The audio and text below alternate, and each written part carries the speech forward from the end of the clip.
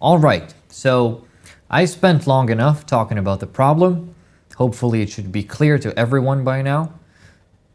Now let's talk about solutions. Perhaps the most tragic part about this is that our insistence to remain here is fueling non-participation and putting us in a position where we're forced to pay for the table. Things would not have been as bad as they are for us if we had split the bill regarding counter-terrorism. Instead, we decided to take on this spearhead role on the war on terror. We have the highest casualty rate, we spend the most money, we dedicate the most of our economy, when by all rights we should be the smallest or second smallest contributor to it. If we hadn't exposed our necks to the guillotine, France, Britain, Germany, the US, and every Western country that has an interest in maintaining stability here would have invested at least as much as we have this entire time. By increasing our stakes in the region through our civilian presence, we've enabled them to delegate that responsibility to us, feeding off the crumbs they reluctantly share. It's like we invited a bunch of people to dinner, and when they arrived, they went, "Hey man, you invited us, you pay," as they should. And now we could argue with them, but after we gave up our biggest bargaining chip, the most we can do is get them to cover the tip. That's just a terrible business move, seeing as they would have come whether we'd invited them or not. And that's if we even chose to get involved in the first place. And now, as I've said, millions of lives are at stake. And we can't leave anymore, regardless of how much it would encourage Western participation. The power balance on the global stage is too fragile, and the West can't afford to lose a power such as Israel. That would bring the tip of the scales even closer, as our power is a significant part of Western dominance. So now the interests of the Jewish people are in conflict with the goal of maintaining that Western dominance. But maybe there's a way to reach a middle ground between the two. It may not be wise for us to leave, but it could be wise for us to expand. Truth is, for all the mistakes the Zionist movement has made, perhaps what this country can do is serve as an intermediary phase for the future of the Jewish people. It did get the world to accept that the Jews are here to stay, and at this point in time, we have gained enough resources to build actual worthy homes for ourselves without having to rely on handouts.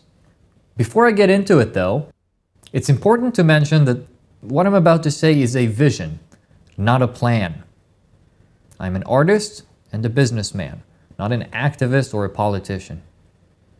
It is my belief, however, that if we were to start a series of initiatives designed to foster collaboration between the moral actors of the world, with every country that's part of the Union, I call the Abraham Union, after Jordan Peterson's initial conception, coming up with their own projects that align with their national interests, this would solidify the presence of patriots globally, each within their own borders, at a time when those champions are needed more desperately than ever before.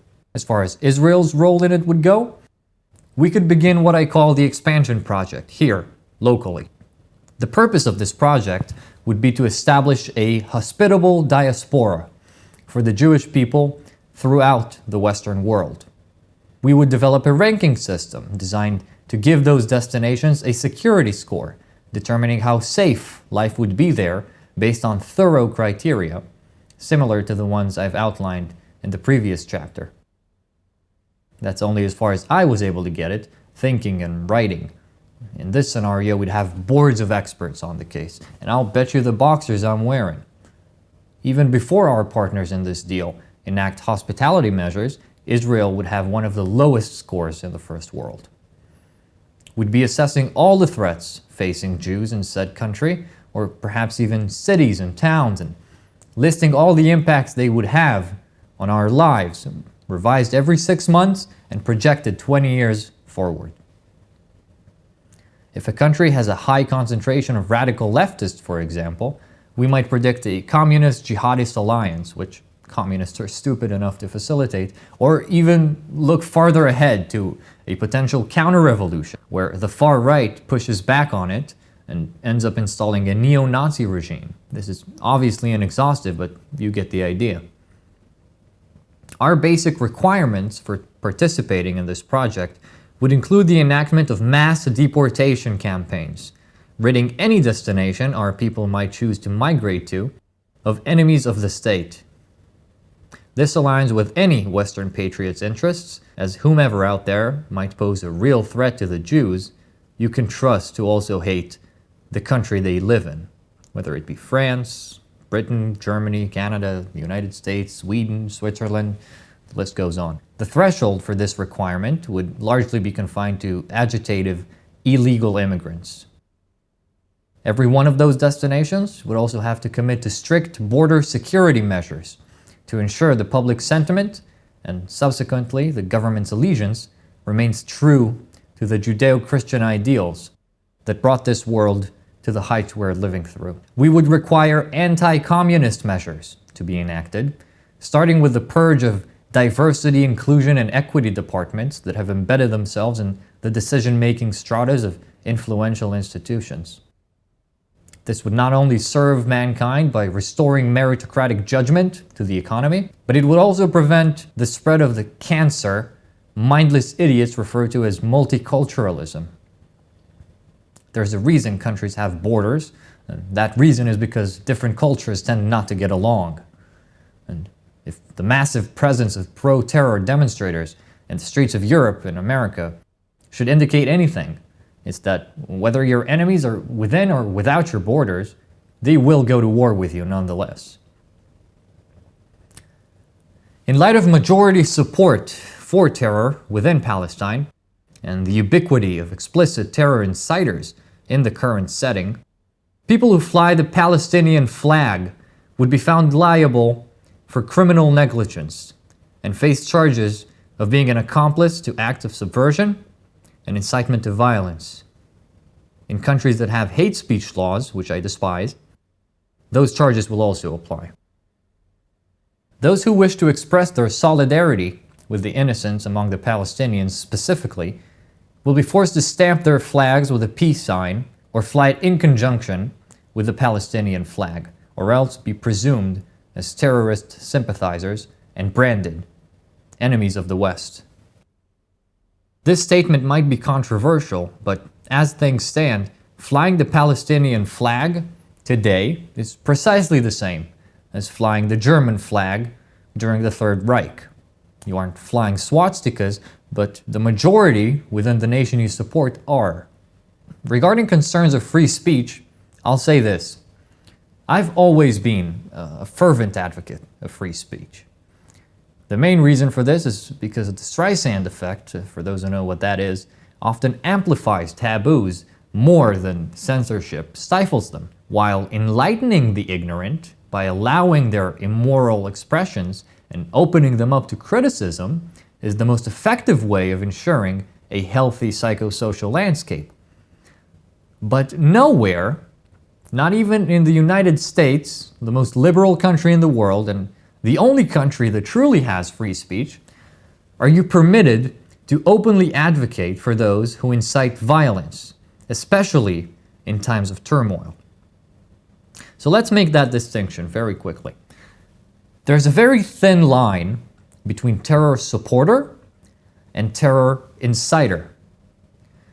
It can be summarized as distinguishing between an opinion and an instruction.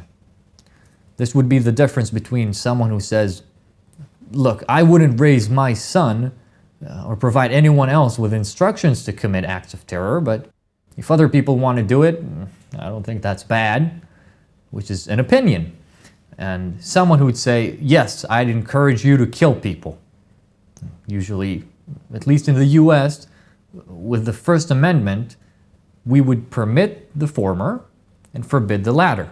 But in times of crisis, even in the US, where 999 out of 1,000 cases where somebody's forbidden from expressing something is in cases of explicit incitement, it's entirely reasonable to enact emergency measures that forbid you from supporting terror without directly inciting it. This is especially true when the masses of people who merely support it, even if we're talking about 10% of pro-Palestinian protesters, are likely in the millions. They may not be liable for incitement of violence, but they could be distinctively liable for criminal negligence given the circumstances.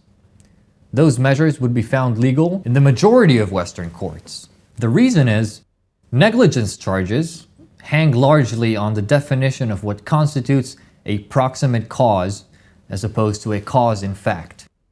It's determined through contextual deliberations, i.e., if your connection to the crime is more than buying a pair of Nikes, the dollars of which traded 1,000 hands and ended up in Iran, which were used to buy a magazine for one of the terrorists' AK-47s, that would be a cause in fact, which wouldn't hold you liable or complicit for that crime. But if there were fewer degrees of separation between your expressions and especially your intentions and the violence that ended up taking place, it becomes more likely that you would be deemed an accomplice. And awareness of rampant anti-Semitic violence around the world would remove one of those degrees of separation and go a long way in finding you a proximate cause of certain acts of terror that may take place as a result of your criminal negligence, for which you would be convicted. It's not just about explicit incitement. So it goes without saying terror inciters should be deported and imprisoned, but if you think banning and prosecuting aggregations where large portions could be terrorist supporters is censorial, you should think again, because that's highly questionable. In any case, this would absolutely be a requirement for any destination we would include in the expansion project, not least because it's crucial to raising said place's security score to an acceptable level. Of course, we'd take care to ensure Islamophobia, which is a very real thing as well, does not swoop in to replace anti-Semitism and start causing trouble on the flip side. However, if you do not ensure assimilation of every single immigrant who wishes to come to your country and guarantee that person has the best interests of the enlightened world in mind, you will be ineligible to take part in this project. Not just because we're motivated to look after our safety, but because our safety and your safety are intertwined. Those are all non-negotiable prerequisites that every country would have to commit to by signing the Haven Pledge. And countries would not be the only entities that commit to this goal, but companies and powerful individuals who are interested in having a positive impact on the world as well. And this is where we start talking about what you might get in return if you choose to participate as a destination. In short, it could be summarized as entrance to an investment priority list. See, I don't know how much you know about us goblins, but we're not the type to sneak across a border and mow lawns. If we came to your country, we'd come with housing projects. We would come with weapon manufacturing capabilities. We would come with agricultural expertise that is second to none. And we would come with massive amounts of capital we'd be able to allocate to any sort of investment that could benefit your economy, all prioritized specifically for those who commit to this vision. There are many billionaire moguls here who would love nothing more than to etch their names in history and take part in such a beautiful endeavor. We would not be refugees seeking asylum, stealing your food and your houses and your jobs, and to whatever extent that might happen, a single Raphael factory would outweigh the negative impacts of 100,000 of them, but it won't. The more people and companies sign the Haven Pledge, the larger the pool of contributions we could make to our target destinations will grow. We would arrange for expedited bureaucratic processes and whatever waivers are needed to make this collaboration as smooth as it can possibly be. And everybody's going to be better off for it. The world may hate illegal immigrants, and for good reason, but everybody loves sophisticated legal immigrants, especially when many of them come with money and resources. For those of us who have specific communitarian preferences, if you like to live among Jews and observe certain customs, perhaps even speak Hebrew within your neighborhoods at least, we could make efforts to ensure such options are available for you abroad. If nothing else, this is certain to eliminate once and for all the dismal myth that Jews have nowhere else to go, and get people out of this destructive, hardline Zionist mindset through cold facts. Now, for all those destinations, the Jewish presence will be limited to the communal level, meaning it obviously won't be a state like current Israel. But for the crown jewel of this hospitable diaspora, what I would love to see, and this might be more important than all of the destinations combined, is the erection of a new and improved second state of Israel. It is my hope that by offering all that I have mentioned, we'll be able to reach an agreement with the United States of America and erect their 51st state, a proper haven like we were promised by our founders. If we're able to do this, the Jewish people, after millennia of torment and persecution, will finally be able to live in peace, knowing the people who hate them are as far away from being able to do so as any human being on earth could possibly manage. Add New Israel as a new star to your flag, and we, in return, will build one of the best states in your union. Look at what we've managed to achieve here. Read about the odds we've faced and understand we managed to do all of it on a measly 500,000 acres of barren land laden with absolute savages. Texas alone has 173 million acres of land, much of it unused. I'm not saying that's where New Israel would be, but just understand the value of this offering and how little it would cost.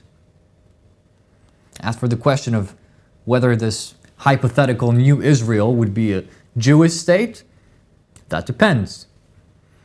I proposed, during a discussion with my friends, this idea I call the Gehenna experiment. In the Torah, Gehenna is a place where the wicked go to be purged, somewhat akin to purgatory in the Christian faith. Since the whole purpose behind this is first and foremost to ensure our security, seeing as security is the dawn of welfare, I asked a very simple question. Who's more likely to hurt a Jew? A fellow Jew or a good person? Well, a non-suicidal Jew would never hurt someone for being Jewish, but he would hurt you for other reasons. And if you're looking to create a proper haven, you shouldn't limit your preventive measures to a single attack vector, common though it may be. And a good person not only isn't likely to hurt you for being Jewish, if he's really a moral person, he's more likely to be smart, he's more likely to be rich. And education and wealth are two of the best predictors of nonviolence in general. And don't give me the whole look at the universities nonsense. Just because an institution claims to be educational doesn't mean it is. Modern college students are the least educated people on the planet. I'm talking about actual education, not communist indoctrination camps. You can't let in people on the basis of education or wealth, though, because then there'd be no street cleaners and waiters and so on. So the idea is, if we manage to come up with a system that truly guarantees a person is of good character through practical testing or certain value filters or God knows what, then that's what New Israel's immigration criteria will be. The second thing we'd have to do, though, is resolve the issue of generational variance, because even if you do manage to let in people of good character, their kids aren't guaranteed to be of good character. And your whole nation could be thrown off the rails within the span of a generation. This is to be determined. My friends mock this idea, saying it's too idealistic, and if it were possible to have this hypothetical, they call it land of good people, then every country would do this. I don't think it's as far-fetched as they put it, but I accept that. And should this so-called Gehenna experiment fail, then New Israel will follow in the Jewish nationalist path and maintain its current immigration criteria. That to me would be very unfortunate, because while it may be aesthetically pleasing to have a certain level of uniformity among your populace, there must be better ways to let people in. If we could find a way to let in people of good character, that would permit the acceptance of Gentiles into the state, while maintaining higher levels of security, not excluding even the good people among the Palestinians. Not to mention the small issue with current Israel's immigration criteria. It kind of neglects the fact that Jewry is not really a single factor, but a mixture of two. It's not just a religion, nor just an ethnicity. It's an ethno-religious thing. It's very confusing. Basically, the religion created a nation thousands of years ago, and the nation created an ethnicity.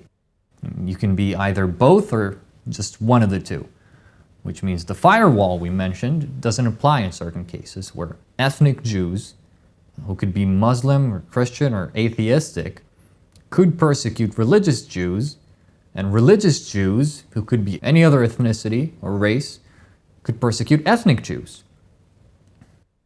One thing ethnicity at least does have going for it is consistency. If you're of a particular ethnicity, then your children are guaranteed to be the same.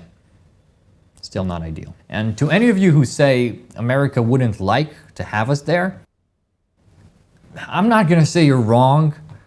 I'm just going to say this. The Jews, Ashkenazis at least, are literally the smartest group of people in the world. The United States has 50 states, and one of them is Minnesota. Their greatest asset is ladies named Kathy who knit sweaters for their cats. If they're okay with Minnesota, don't rush to assume they wouldn't want us.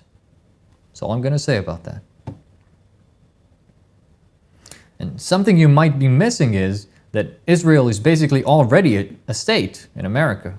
There's 6 million Jews living there. That's close to our population here. Their lives are far better than ours. I'd go so far as saying Americans would want nothing more than such an offer. We could have our own state defense force, likely identical and superior to the IDF, not to mention the right to bear arms and physical proximity to other states. There will be an option to accept citizens of those states, whether it's anybody or just local Jews, and some exceptions would depend on whether or not it ends up being a Jewish state. But even so, we're talking about a population of 6 million we can selectively let in to control supply and demand dynamics. If housing, for example, is scarce and many people want to buy in, and it's in our interests to keep prices low, we'd let people in more slowly. And while we may not be able to create many jobs for locals at first, as the majority of them would be designated for immigrants, the U.S. would enjoy tax income from an extra state, greater local production, especially in terms of industry, and improved trade starting immediately. This would largely be funded by wealthy investors and donors as well, so it's not going to take a toll on the old Israeli government or the U.S. government, and potentially yield massive gains for investors. And speaking of a toll on the Israeli government, the emigration of however many people end up leaving won't necessarily be negative. It doesn't mean companies will run out of workers. I'm sure there's no shortage of international talent who'd love to come in and replace them. India alone could cover 3 million. Any job too, from weapon systems engineers to farmers and street cleaners. That process could be expedited. And sure, that would be bad for India, but if they offered local opportunity, their talent wouldn't want to leave, so there's no logic letting it go to waste. The companies that establish a foothold in New Israel wouldn't have to leave Old Israel either. That's why it's called the expansion and not a descent. Sure, there will be some fluctuations in the market, but by and large, this sort of move could benefit everyone, not least locally, because old Israeli branches could probably import people who are willing to work for less than their previous employees. In 10 years' time, the capital of New Israel might still be the size of a town, but its living conditions could have already exceeded Tel Aviv. The people there will be dreamers and pioneers, devoted to looking after themselves and their loved ones so they can play a part in being on the right side of history. And by the time old Israel is finally hospitable, which may never happen, we could have 3 prosperous little cities as proud members of the greatest nation the world has ever seen, which is, of course, the United States of America.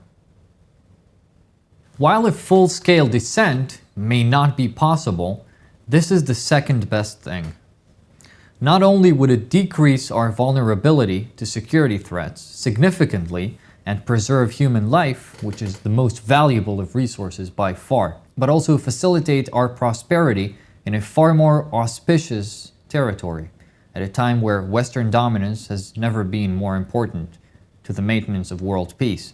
And hey, if the West falls anyway and a world war breaks out, we may still die, but at least they'd have to try harder.